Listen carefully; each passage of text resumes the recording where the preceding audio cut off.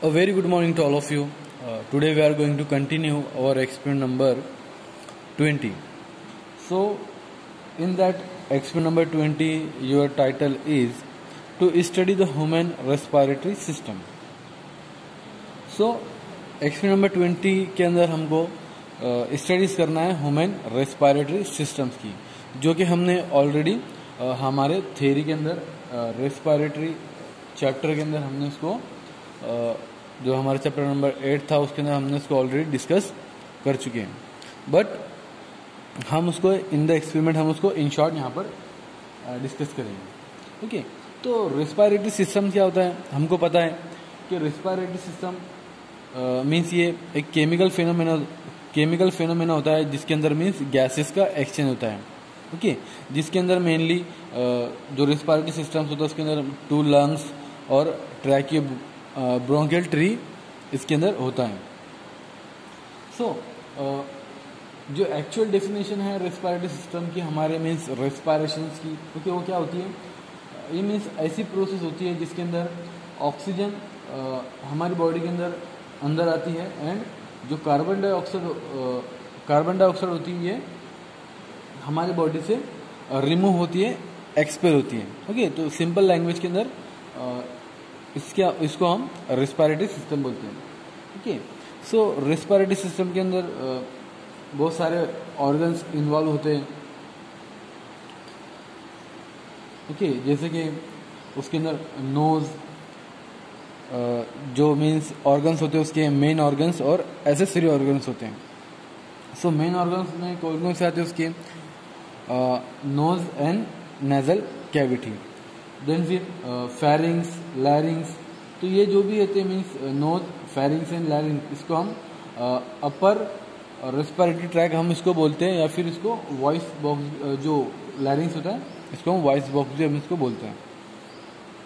Then फिर आता है ट्रकिया, देन फिर 2 ब्रोंकियोल्स, सो जिसको हम ट्रकियो ब्रोंकियल ट्री भी हम इसको कहते हैं. देन फिर उसके अंदर आते हैं ब्रोंकियोल्स एंड अल्वियोलाई, जो कि स्मॉलर एयर पासेज होती है हमारी. Then 2 lungs, then pleura. Pleura means ये क्या होता है? मीन्स कवरिंग होती है हमारे लंग्स की, जिसको हम बोलते हैं pleura. Then muscles of breathing, जिसको हम बोलते हैं intercostal and diaphragm. Okay, so bronchioles, alveoli, lungs, pleura and intercostal muscle, इसको हम बोलते हैं lower respiratory tract. So respiration के अंदर क्या होता है कि सबसे पहले हम क्या करते हैं? एयर को जो होती है उसको हम इनहेल करते हैं. वो कैसे? कि जो एक्सटर्नल एयर के थ्रू हम एयर को इनहेल करते हैं. देन फिर वेस्टिब्यूल के थ्रू नेजल कैविटी में आती है. देन नेजल कैविटी से होते हुए वो इंटरनल एयर तक जाती है. देन फिर वहाँ से फेरिंग्स से पास होकर लैरिंग्स तक जाती है. देन लैरिंग्स से पास होकर trachea. Then after primary bronchi, then फिर वो सेकेंडरी ब्रोंकाई पास जाती है. देन टर्शरी ब्रोंकाई के पास जाती है. देन फिर वो फर्दर आगे प्रोसीड होती है एयर ब्रोंक्यूल्स के अंदर. देन जो टर्मिनल ब्रोंक्यूल्स में जाती है, देन फिर वहाँ से वो अल्वियोला के अंदर जाती है. तो अल्वियोला के अंदर मीन्स स्मॉल कैपिलरीज होती है. ओके, जो कि हमने उसके एक्चुअल जो फिजियोलॉजी होती है रेस्पिरेशन की उसके अंदर हमने ऑलरेडी इसको डिस्कस किया था. ओके, तो सिंपली हमको इस एक्सपेरिमेंट के अंदर रेस्पिरेटरी सिस्टम की स्टडीज करना थी. सो जो रेस्पिरेशन होता है, ओके, उसके अंदर सिंपली हमने उसकी स्टेजेस के बारे में पढ़े थे. स्टेज कौन कौन सी होती है उसके अंदर? तो मेनली उसके अंदर 2 स्टेज होती है रेस्पिरेशन के अंदर. एक होती है एक्सटर्नल रेस्पिरेशन और दूसरी होती है इंटरनल रेस्पिरेशन. तो एक्सटर्नल रेस्पिरेशन के अंदर क्या होता है कि यहाँ पर मीन्स एक्सचेंज होता है रेस्पिरेटरी गैसेस का. मीन्स जो O2 है वो O2 एंड CO2 लंग से ब्लड में जाती है. मीन्स ये जो हमारा रेस्पिरेटरी सिस्टम्स होता है उसके अंदर मीन्स गैसेस एक्सचेंज होती है.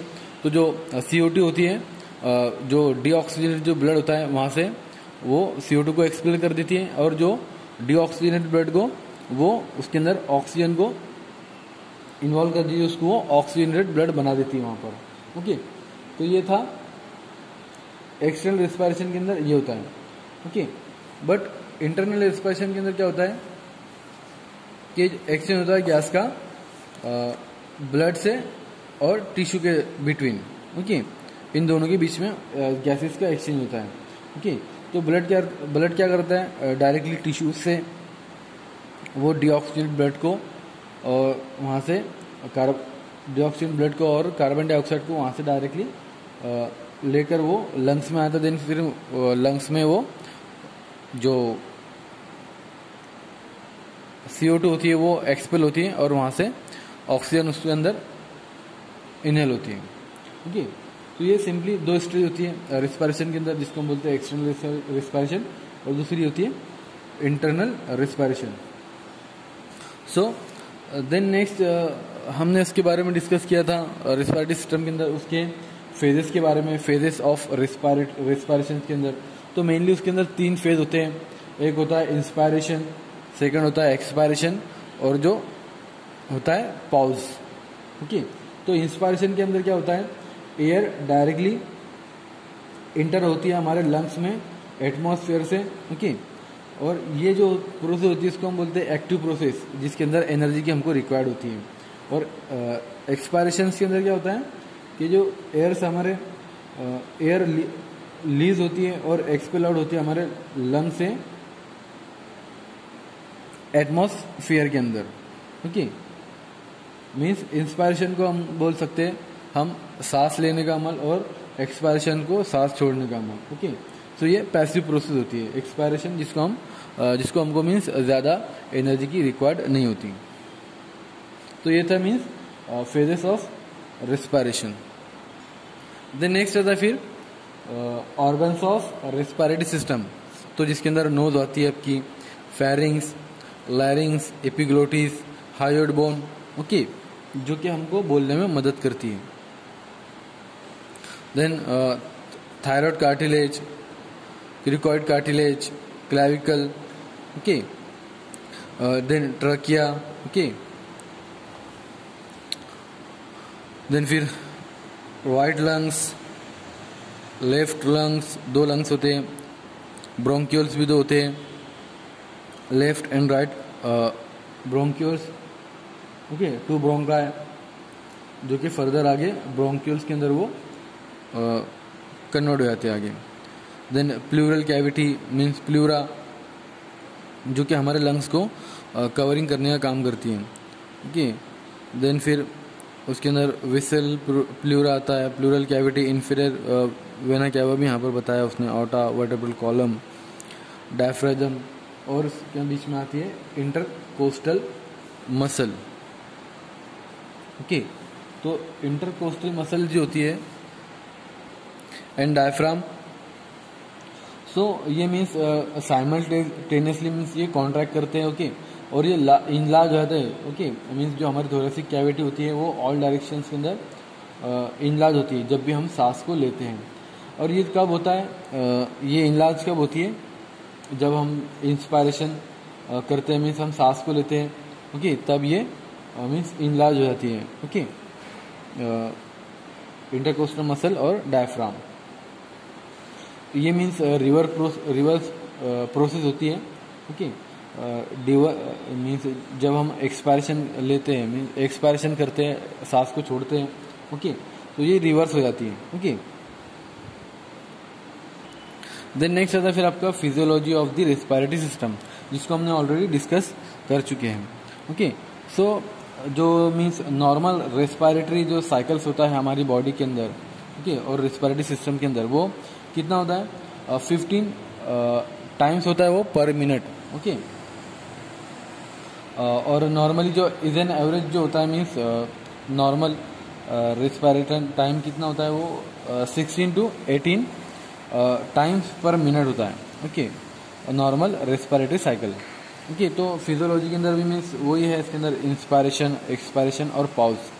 Okay, When capacity of the thoracic cavity is increased by contraction of intercostal muscle and diaphragm, the pressure inside the cavity falls as compared with atmospheric pressure. अगर thoracic cavity के अंदर जो contractions है हमारा intercostal muscle का और diaphragm का, वो अगर इंक्रीज होता है, मीन्स जो थोरेसिक कैविटी की मीन्स अगर कैपेसिटी इंक्रीज होती है, ओके, किसके थ्रू, जो इंटरकोस्टल मसल है, ओके, और जो डायफ्राम है उसके मीन्स कॉन्ट्रैक्शन की वजह से, सो जो प्रेशर होता है इनसाइड द कैविटी वो डायरेक्टली फॉल हो जाएगा as compare with the atmospheric pressure. Okay, atmospheric pressure के कंपेयर में जो इनसाइड का जो प्रेशर है कैविटी का वो फॉल हो जाएगा, गिर जाएगा. Okay, this result in air being down. तो इसकी वजह से क्या होगा कि जो हमारा जो एयर बीइंग डाउन है लंग्स के अंदर वो डाउन हो जाएगा. Okay, to equalize the alveolar at atmospheric pressure. Okay, जिसकी वजह से जो एल्वियोलर एटमॉस्फेरिक प्रेशर है वो इक्वल हो जाएगा. Okay, this process is term as inspiration. तो ये प्रोसेस को हम इंस्पायरेशन भी बोलते हैं. ओके, मीन्स सिंपली लैंग्वेज में हम इसको बोलते हैं सांस लेना, इंस्पायरेशन. ओके, जिसमें जो एयर होती है वो लंग्स के थ्रू मीन्स जो एयर होती है वो एटमॉस्फेयर से हमारे लंग्स के अंदर इंटर होती है, जिसको हम बोलते हैं inspiration. Okay, then when the diaphragm and intercostal muscle relax the ribs again their original position. Okay, so जब भी हम इंस्पायरेशन करते हैं तो जो इंटरकोस्टल मसल और जो डायफ्राम है वो इंलार्ज हो जाते हैं. ओके, मीन्स वो उसकी साइज में वो साइज उनकी बढ़िया थी, वो फूल जाते हैं. ओके, जैसे हम सांस लेते तो. देन जब हम सांस छोड़ते हैं, ओके, तो वो रिवर्स मीन्स उसकी जो पोजीशन में जो होती है वो अगेन उसकी पोजीशन में वो ओरिजिनल पोजीशन में आ जाती है, जिसको हम बोलते हैं रिवर्स प्रोसेस. ओके, ये कब होती है? एक्सपायरेशन के टाइम में होती है. After this there is a pause and cycle begin again. तो देन इंस्पायरेशन के बाद एक्सपायरेशन होता है, देन एक्सपायरेशन के बाद होता है पॉज. ओके, देन फिर वहां से अगेन साइकिल स्टार्ट होता है हमारा इंस्पायरेशन, एक्सपायरेशन, पॉज. ओके, जिसको हम बोलते हैं रेस्पिरेटरी साइकिल्स. देन नेक्स्ट आता है फिर आपका ऑब्जर्वेशन, जहाँ पर मीन्स हमको एपिग्लोटिस, हेड बोन्स, ओके, ये सब हमको यहाँ पर दी हैं, कार्टिलेज, ट्रकिया वगैरह. आपको खुद इसको लेबल करना है इस डायग्राम पे.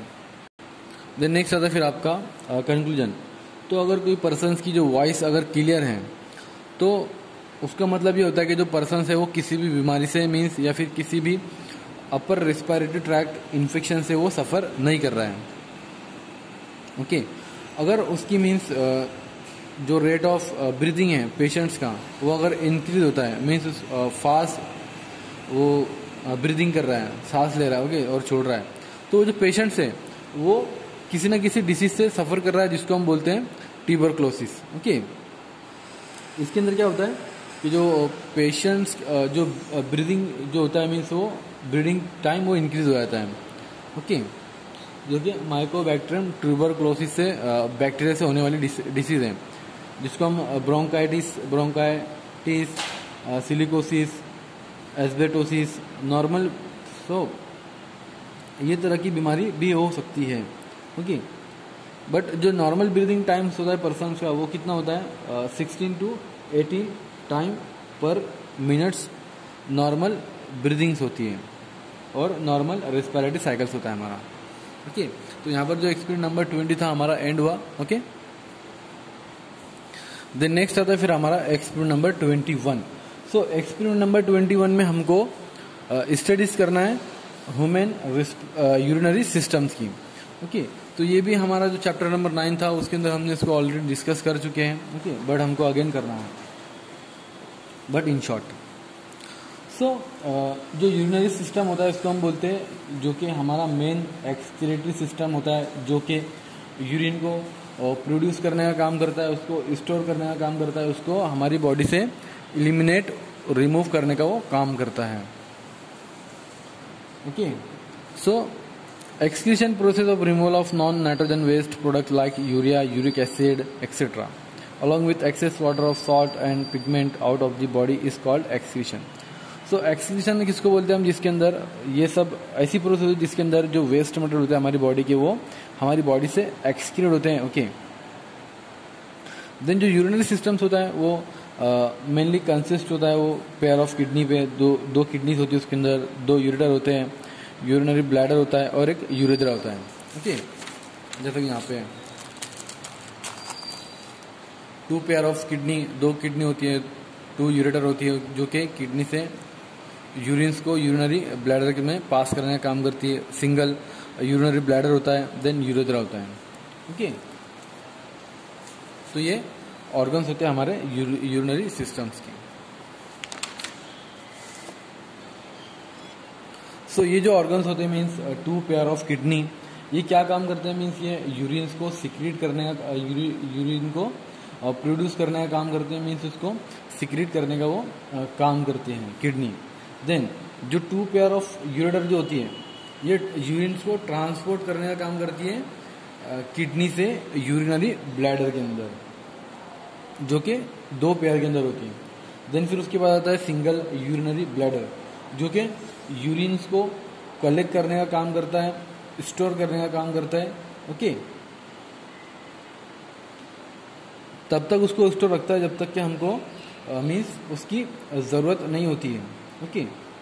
मीन्स हमको अर्ज नहीं होती है यूरिन्स को मीन्स हमारी बॉडी से रिमूव करने की. ओके.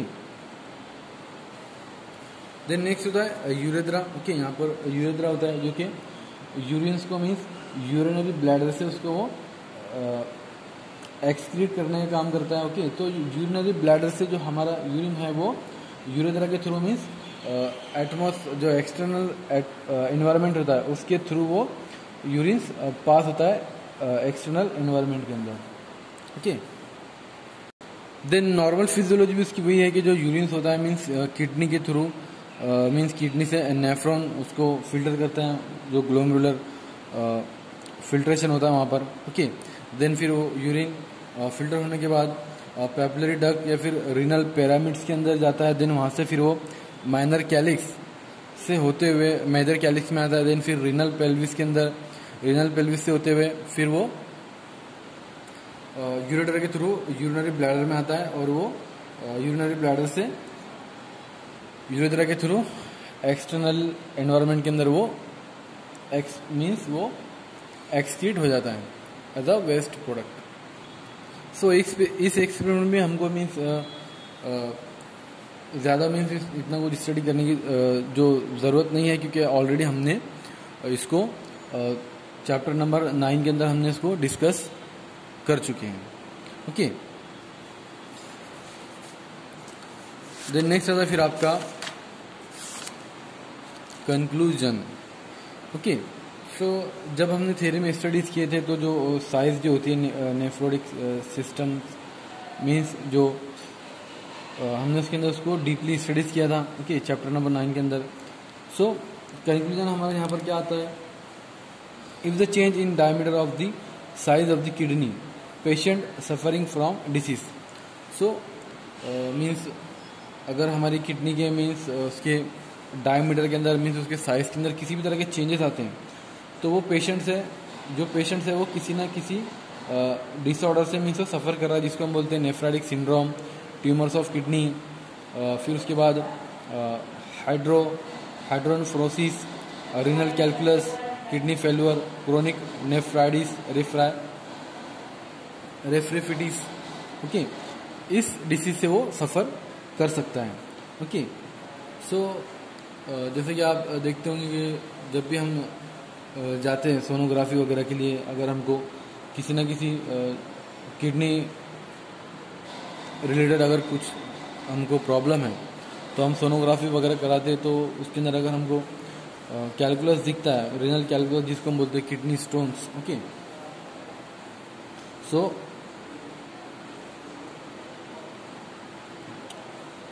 हम बोल सकते हैं कि हमारे को मीन्स वहाँ पर मीन्स हमको किडनी डिसऑर्डर है. ओके. मीन्स हमारी जो यूरेटर है किडनी के अंदर स्टोन प्रेजेंट है. ओके, रीनल कैलकुलस भी बोल सकते हैं हम उसको, या फिर किडनी स्टोन्स। देन जो नॉर्मल डायमीटर होता है हमारे किडनी का कितना होता है, 11 सेंटीमीटर लेंथ होती है उसकी, ओके, लंबी होती है, और 6 सेंटीमीटर वो वाइड होती है, और 3 सेंटीमीटर वो थिक होती है, जो कि हमने ऑलरेडी इसको हमारे चैप्टर नंबर 9 यूरिनरी सिस्टम के अंदर हमने इसको डिस्कस कर चुका है। ओके, तो यहाँ पर जो एक्सपेरिमेंट नंबर 21 है आपका एंड हुआ। ओके।